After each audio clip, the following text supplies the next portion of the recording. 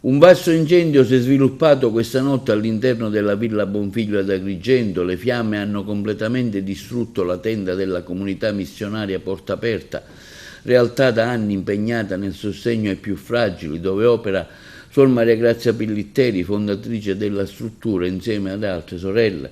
L'incendio si è esteso rapidamente al costone roccioso sovrastante e ha raggiunto via Crispi, coinvolgendo alberi e vasta vegetazione. Momenti di grande apprensione si sono vissuti per la presenza di più bombole di gas all'interno della stessa struttura. Sul posto per ora hanno lavorato più squadre dei vigili del fuoco che hanno spento il rogo e messo in sicurezza l'area evitando una possibile tragedia. Le indagini sono state avviate dalle forze dell'ordine per cercare di capire la natura dell'incendio.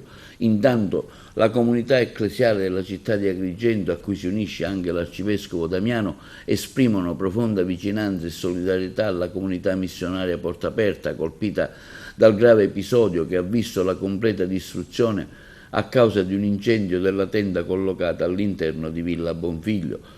Quella struttura rappresenta infatti un simbolo riconosciuto di accoglienza e inclusione, svolgendo un ruolo importante nel tessuto sociale della nostra città.